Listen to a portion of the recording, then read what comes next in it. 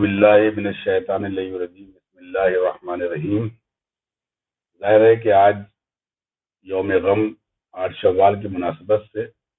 امامیہ حال میں آج یہ پروگرام رکھا گیا ہے کہ شہزادی فاطمہ زہرا صلوات اللہ علیہ اور ہمارے جو معصومین امام قبریں ہیں وہاں پر امام محمد باقر، امام جعفر صادق علیہ السلام، امام حسن مجتبیٰ علیہ السلام اور امام زید علیہ السلام، یہ امام ہیں، اور خود جناب عباس کی والدہ گرامی ام بنین ہیں، اور بھی تمام اصحاب کی خبریں وہاں پر موجود ہیں، جو آج سے تقریباً 100 سال مکمل ہوئے کہ جو روزوں کو منظم کر دیا گیا تھا۔ اس سلسلے میں پوری دنیا میں احتجاج کیا جاتا ہے اور روزوں کی تعمیر کی جو ہے مانگ کی جاتی ہے، اور اس میں تمام عالم اسلام، ملت مسلمہ شریک ہے۔ سب چاہتے ہیں کہ رسول کی بیٹی فاطمہ زہرا صلوات اللہ علیہ کا قبر کی تعمیر کی جائے، اور مجھے امید ہے کہ یہ احتجاج جو ہے وہاں تک پہنچے گا، سعودی حکومت تک بھی، اور بہت جلد جو ہے وہ روضوں کی تعمیر کی جائے گی، اور انشاءاللہ ہم سب کو وقت اللہ نصیب کرے کہ سب جا کے وہاں کی زیارت کریں انشاءاللہ۔ اور دوسری بات یہ ہے کہ امامیہ ایجوکیشن ٹرسٹ کے صدر نواب جعفر بن عبداللہ، جن کا ابھی انتقال ایک ہفتہ پہلے ہو گیا، تو تقریباً 20 سالوں سے اس ذمہ داری کو نبھا رہے تھے، اور نوابیت کے شہر میں ایک خلا پیدا ہو گیا۔ دنیا سے جو بھی لوگ آتے تھے، اگر کسی کو تاریخ نوابیت معلوم کرنا تھی نوابوں کے بارے میں، تو وہ شخصیت ایسی تھی جو بتاتے تھے، اور آج وہ ہمارے درمیان میں نہیں رہے، اس لیے ہم لوگوں کو یہاں پر جمع ہونا ہوا، اور انشاءاللہ ہمیں امید ہے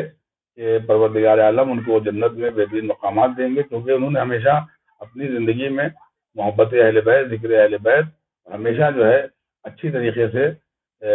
لوگوں کو بتایا، لکھنؤ کی تاریخ، نوابی نوبت کی تاریخ، اور کس طرح سے امام باڑے جو تعمیر کیے گئے، آصف الدولہ محمد علی شاہ اور تمام بادشاہوں کی تاریخ کے بارے میں ان کو پورا عبور تھا، اور آج وہ جو چراغ خاموش ہو گیا، اور ایسی شخصیت کا اٹھ جانا ہم سب کے لیے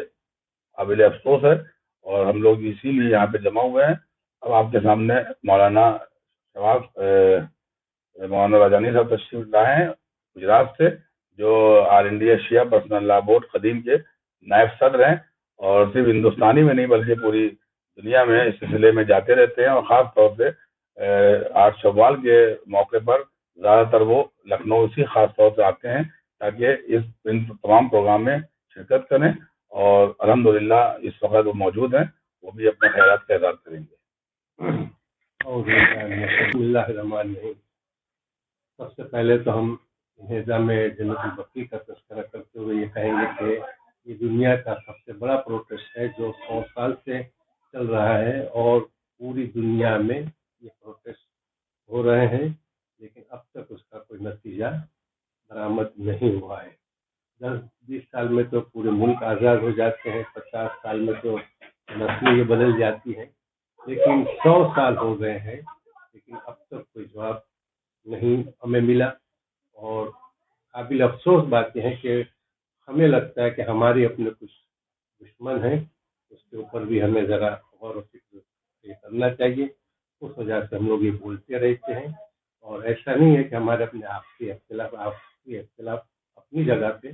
لیکن ایک حق ہے، وہ ہم بولیں گے کہ جس حساب سے پروٹیسٹ ہونے چاہیے تھے اس حساب سے کہیں پہ پروٹیسٹ نہیں ہوئے، اور یہاں پہ ہمارے اپنے ہی لوگوں کا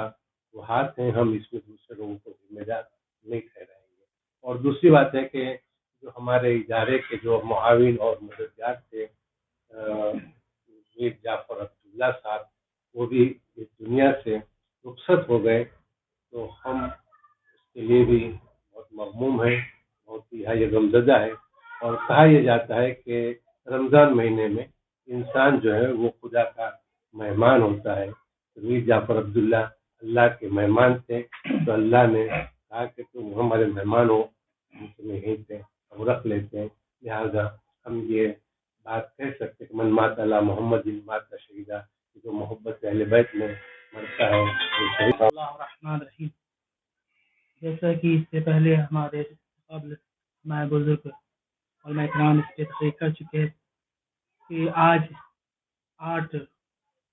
وہ غم کی تاریخ ہے، 8 ربیع الاول، 8 شوال کا دن۔ 8 شوال اتنا بڑا غم ہے ظاہر ہے کہ یہ غم ابھی سے نہیں، یہ غم 100 سالوں سے مناتے ہیں.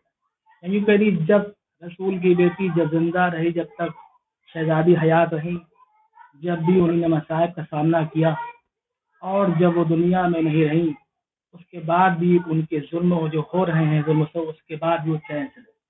جب تک زندہ رہیں تو آپ دیکھیں آپ پہلے نظر ہیں کہ ان کی پسلیوں کو توڑ دیا گیا، دروازہ گرایا گیا، موسمی جنائے موسمی شہید ہو گئے. مگر اس کے بعد جب وہ دنیا سے چلی گئیں اس کے بعد بھی ان کو قبر میں چین سے رہنے نہ دیا گیا. ان کی قبر کے اوپر جو زری بنی تھی، آج سے 100 سال سے قبل ہو چکے ہیں، اس کو مسمار کر دیا گیا. اور ہمارے امام بھی آج تک کی صحرا میں ہیں. آپ دیکھیں جب ہمارے یہاں کسی کا انتقال ہو جاتا ہے، ہم جب جگہ ڈھونڈتے تو ہم یہ سوچتے ہیں کہ اس کو ایسی جہاں پہ دفن کریں جہاں پہ کسی سایہ دار درخت ہو یا کہیں پہ سایہ دار. مگر آپ دیکھیں جب ہم اپنے مرحوم کے لیے سوچتے ہیں، مگر آپ دیکھیں کہ رسول کی لوٹی بیٹی جس کی آج بھی جس کی قبر تکتے ہوئے صحرا میں ہے، ہم دعا گو ہیں کہ مالک جلد سے جلد ایسا دن لا کہ ہم لوگ خود جا کے جنت البقیع تعمیر میں حصہ لے سکیں اور جلد اس کی تعمیر کو شروع کیا جائے. اور اس کے ساتھ ہمارے نواب صاحب میر عبداللہ صاحب جو اب ہمارے ساتھ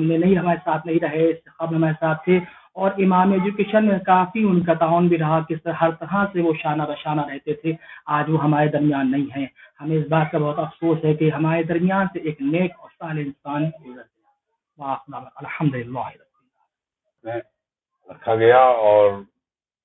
8 شوال کا غم بھی یوم غم کی طرح سے منایا جا رہا ہے، اور ساتھ ہی میں نواب جعفر عبداللہ صاحب کی خدمات کو بھی یاد کیا گیا. اس موقع پر ہم تمام ملت مسلمہ، عالم اسلام اور جہاں تک بھی یہ آواز ہمیں جا رہی ہے، خاص طور سے